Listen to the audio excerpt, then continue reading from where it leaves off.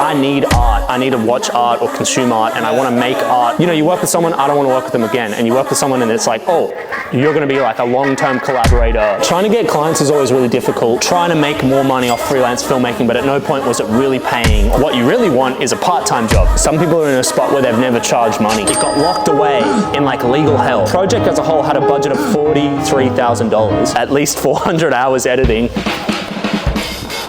Being a creative is cool, but everybody's scared to talk about the business side of things. How do you value your work?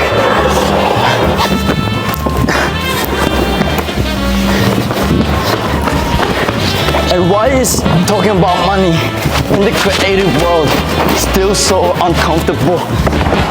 Are you building a passion or just getting used by the industry?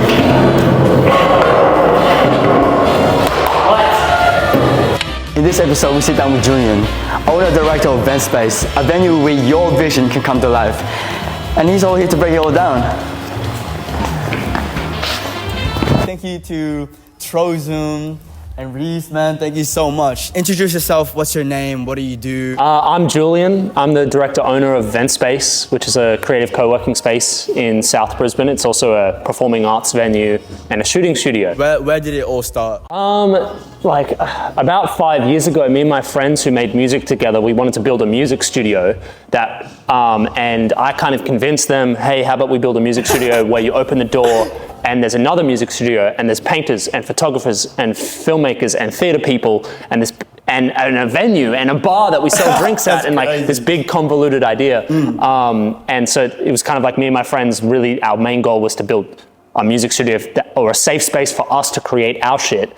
And we kind of just like turned it to the extreme where we worked really hard to build a big space where lots of people could use it. What fuels you to be a creative? What fuels me? Yeah. I learned pretty early on that like my personal like mental health is pretty damn important. And then I kind of have always been looking for tools and devices to be able to keep my headspace like healthy and safe and like proactive. Making a movie makes me happy. Making an album makes me happy. For me to exist on this planet, I want to be surrounded by creatives who are making shit and who are happy about it. Because I just get a kick out of watching someone else's process. Yeah. Seeing how they use that creative tools or method to like express themselves or to help with their own mental health. Yeah. On top of having this amazing venue, you also have a film production. I've actually analyzed and looked through your past stuff. I'm a nerd. Yeah. So if I see somebody's a nerd, I'm looking into your work. Yeah, I'm a nerd too. So Onyx Film is like a production company. Basically, me and my uni friends, straight out of uni, we started making music videos and corporate videos like together, and we kind of formed together. It's a production company, but it's also essentially a platform for me and my couple filmmaker friends to put our best work on. Yes. When we're trying to book a client, we can say, hey, check out our website. I've got a page on this. And there's like, collectively, we've got like a bunch of good work that's up there. What is like the hardest part of owning a film production company? Trying to get clients is always really difficult because often you find yourself in a situation where you're trying to convince someone of what you're worth, you know, which is a bit like disheartening. It's something that most creatives who want to earn money off their art are going to go through. And it's like really important that we remind ourselves and we remind each other that like, you know, what our work is actually worth. Like, yeah, we can take jobs as do things for friends or do things at mates rates or not get paid properly. But as long as in the back of our head, we know that it's worth something. What was the toughest sacrifice that you have to make balancing Onyx and having a full-time job and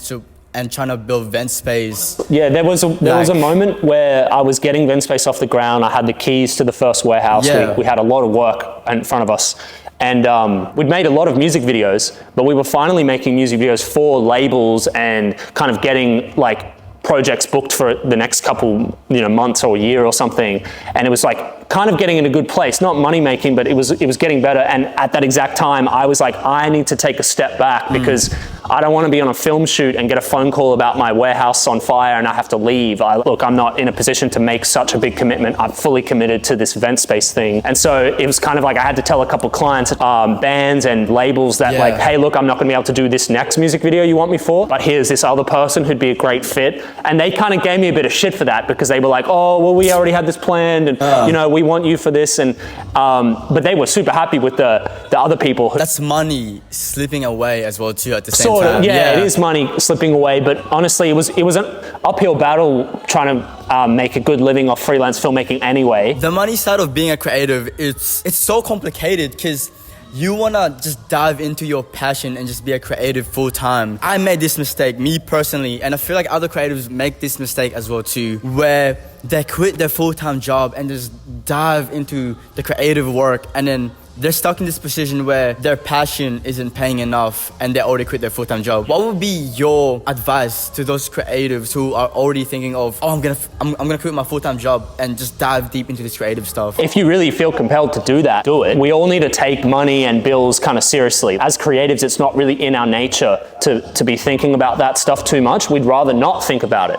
And like, I want to live in a world where we just trade art and we don't have to send money. But we don't live in that world. We're kind of trapped in this capitalist hellscape, and you have to kind of accept that is the world that we currently exist in. What you really want is a part-time job. You go to if you have a full-time job and you're thinking, I'm going to quit and just do art, then how long are you going to do that for? How much money do you have saved up to do that for? Or go to your boss and say, I'm going part-time. I'm going 3 days a week, because the other 2-3 days a week I'm going to do my art. Yeah. And they'll say, no, you can't do that. And you tell them, no, I'm doing that, or I'm leaving. Yeah. And the odds are they'll keep you on. Every creative has been here before where they struggle on how they value their work. What would you say to somebody who's still trying to figure out how to value their work? And some people are in a spot where they've never charged money for their work. Charge money the first time, you know? Like, it could be $20, you know?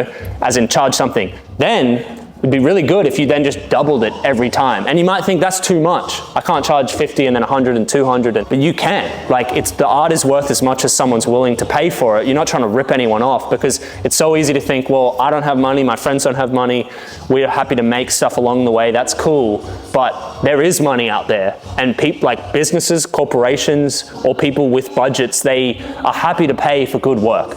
So you want to be doing good work all the time. It's okay to not get paid top dollar every time, but you want to, like, even if it was like, let's say you had consistent work coming, every time someone says, oh, what are your rates, or how much for this, what's the quote for this, just increase it incrementally, like an extra 10% every time, because they might say, oh, that's too much, and then you can work with them and bring it down or give them a discount. Yeah. Like, I always like having, like, you got your prices like listed online maybe, or you say, look, a big project like that, it's going to cost $8,000, okay? And they say, oh, well, we don't have $8,000. And then you say, well, I want to do this, so maybe we can make it cheaper, and if I condense it, and I'll work with you to do it, and then you end up at like $5,000 or something, when you know damn well you would have been happy to do it for $1,000 or something, you know? Yeah. It's okay as well if, like, some jobs, they're not money makers, but they're like more passion projects.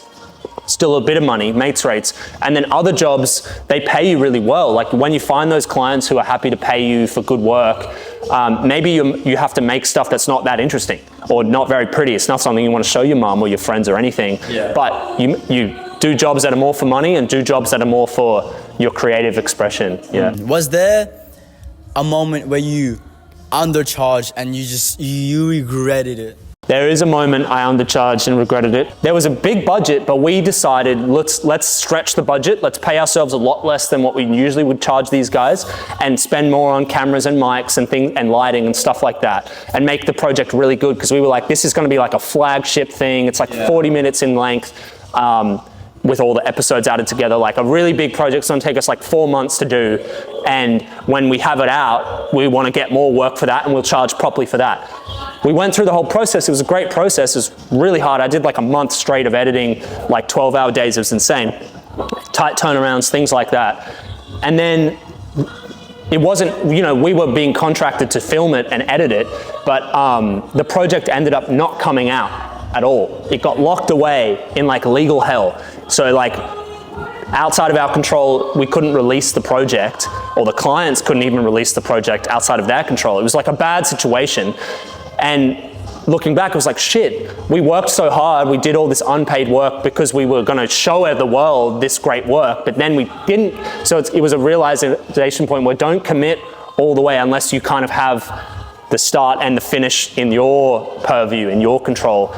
It's okay. Some projects, they don't come out for for good reasons. That's not. But it's like, if it's for someone else, charge properly as best you can. Do you think being too passionate can sometimes blind us creatives from making smart decisions? Yeah, I think if you're too passionate, you can sometimes make the wrong decision in hindsight.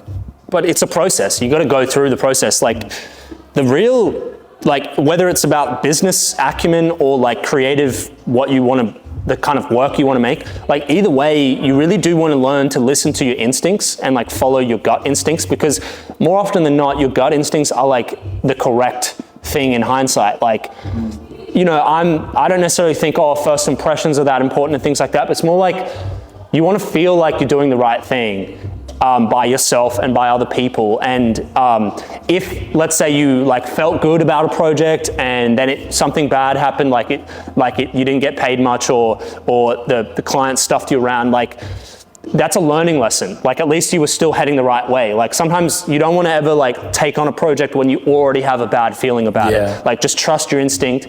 And it's another thing that you often need to learn the hard way is like, you don't have to put your hand up for everything. Just because someone wants to work with you doesn't mean you have to work with them. Like it's okay to be a bit picky. Like everyone's a bit different. Some people it's like, no, they want to do 3 projects a year and they're very selective. And some people will do, I think you do like a couple of videos a week. And you'll just go. But like, that's both valid. Both of those are valid, but as long as you're kind of feeling like, no, this is worth the time and energy and stuff. And it's often like, if you have your own reasons for doing the project, like let's say, okay, the budget's not great, no one even listens to this band, like it's not going to get many views or something. But if it's like, well, I got to play with this camera and try this effect and I was happy with it, like as long as you can find your own little checkpoints and sort of parameters where like you're happy with the project internally, then it doesn't matter. Like people can take it as it is. Someone might say that was a really bad music video, but it's like, well, I had fun. How do you balance community and creativity with paying the bills? As I get older, I have to more and more focus on the paying the bills side of it. So, and which is just to slowly increase the rates or kind of say no to this work, say yes to that work. For me personally, and this isn't advice that's going to apply to everyone listening, you know, like, but for me, it's like, I like to have a schedule, a calendar. I like to know what I'm doing at what part of the day. I like to clock off and go home and play video games and have a beer or something. And then come back to work a bit fresh. Like, I'm not always trying to go. And sometimes I'm like, for the next 2 months, I have to go so hard. Or other times, like at the moment, it's like, no, I'm doing my 9 to 5 thing. It's my own business, my own art and stuff like that, but I'm gonna do 8 hours a day and have a weekend. Maybe the weekend is Monday, Tuesday, because I have to work the weekend, but like take the time off. You don't always, and sometimes people think they have to do everything right now and they don't wanna let the opportunities slip through, but it is a long process. Like there's nothing wrong with taking your time with things, or you don't have to have 1 million views and all this money coming in really quickly. Like you want to be happy. Even if you were really financially successful or something, or famous or something, there's no point getting to that position and not being happy. So more the journey is what makes me happy. How do I cultivate that? And that might change. You might think this made me happy. Now it doesn't so much. I'm going to do this now. Like the people that you work with or your friends that support you, like they'll still be there. You know, if someone's giving you a hard time because you're not doing enough, like, are they in your life in the next 5 years anyway? Like, I always like to play a little mental exercise where it's like, in 10 years' time, how do I remember this project? And I might think, oh, that's where I met this person.